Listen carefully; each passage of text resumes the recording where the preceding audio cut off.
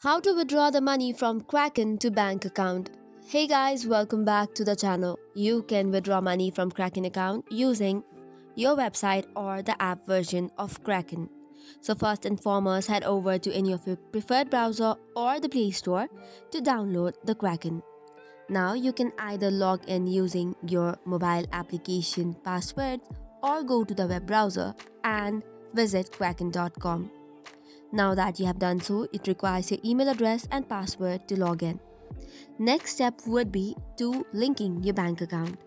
In order to do so, you'll have to tap on your profile icon on the top right corner and select the payment methods. Add the payment method that you like and add a bank account. After that, you'll have to verify your online banking services. Provide the details of bank such as account number, name, SWIFT code, etc. Then your bank account will be added to Kraken. After that, you'll have to withdraw funds by tapping on Withdraw Cash from the home page. This is usually available on the left-hand menu. After that, you can enter the amount to withdraw. Choose the linked bank account that you connected before.